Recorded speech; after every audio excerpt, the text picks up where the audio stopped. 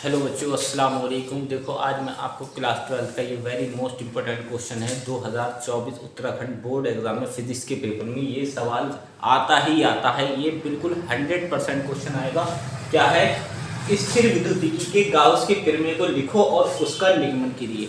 मतलब पहले गाउस प्रमेय लिखना है आपको और उसका सूत्र सिद्ध करके दिखाना है। ठीक है, तो मैंने सूत्र प्रमेय तो आपको लिख दिए। गाउस प्रमेय क्या होती है? किसी बल्ब पृष्ठ से गुजरने वाली विद्युत फ्लक्स फाई उस पृष्ठ द्वारा परिबद्ध कुल आवेश Q का 1/ε0 गुना होता है।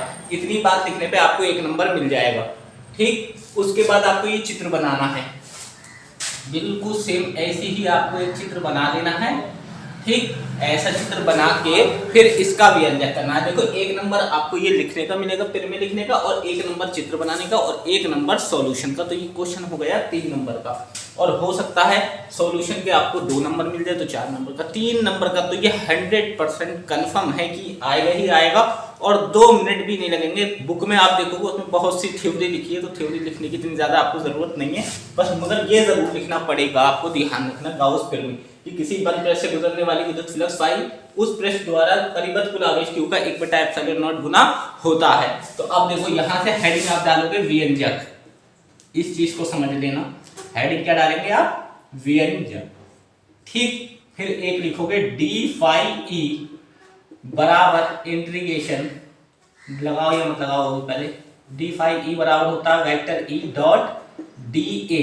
ठीक, अब सुनो, यहां से अगर हमें वेक्टर हटाना हो, आगे आपको क्या लिखना हो? सिर्फ ई डॉट डी ए। तो इसके साथ कॉस थीटा जोड़ दिया जाता है। याद रखना कि अगर इन वेक्टरों को हमें हटाना हो तो हम क्या करेंगे? कॉस थीटा जोड़ देंगे। अब यहां तक आपको समझ में आ गया होगा। उसके बाद आपको एक तीव्रता का सूत्र पता होगा, ई बराबर 1/4πε0 Q/r²।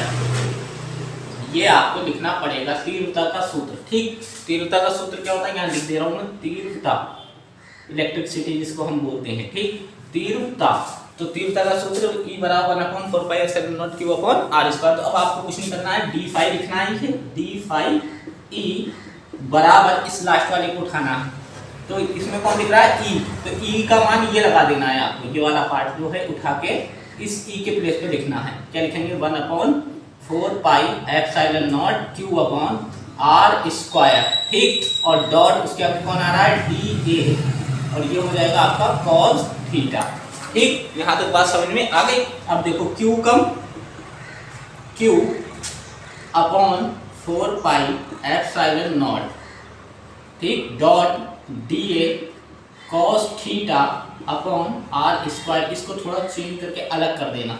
और ये किसके बराबर होता है बच्चों? देखो, D A cos theta r² बराबर बच्चों होता है डी ओमेगा। ठीक, डी ओमेगा याद रखना क्या होता है? डी ओमेगा होता है। और समाकलन डी ओमेगा बराबर बच्चों 4π होता है। ये आपको साइड में, एक साइड में लिख के उधर दिखा देना है। ठीक, अब देखो, ये डी फाई ई है।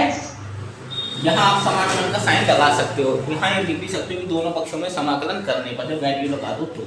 अब देखो, ये क्या हो गया आपका? Q/4πε0 इंटीग्रेशन, और इस पूरे पार्ट की जगह मैंने आपको क्या बताया?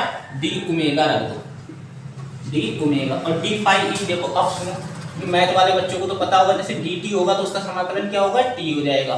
फिर डी एक्स होगा तो उसका समाकलन बच्चों क्या हो जाता है? एक्स हो जाएगा। ऐसे ही अगर डी फाई ई होगा तो उसका समाकलन फाई ई हो जाएगा। तो इसका समाकलन बच्चों क्या हो गया? फाई ई। और ये ऐसे रहेगा Q/4πε0, और ये समाकलन डी ओमेगा की जगह हम क्या रख सकते हैं? 4π। मतलब इसको हटाओ और यहाँ क्या ले आओ? 4π, और इस 4π से 4π कैंसिल। तो फाई ई बराबर आपका क्या गया? Q/ε0। और यही आपकी गाउस प्रमेय होती है प्रूफ। ठीक, ये आपको मैंने करा दिया। बस आपको 1 या 2 बार इस वीडियो को पूरा ध्यान से देखो और 2 बार अपनी कॉपी पे जरूर करो। तीसरी बार में आप बिना देखे से फटाफट एकदम मुश्किल से 2 मिनट भी इस सवाल में नहीं लगेंगे, आप कर दोगे। मिलते हैं नेक्स्ट वीडियो में। प्लीज़ चैनल को ज़्यादा से ज़्यादा सब्सक्राइब कीजिए, लाइक कीजिए, कमेंट कीजिए और शेयर कीजिए। अस्सलाम वालेकुम।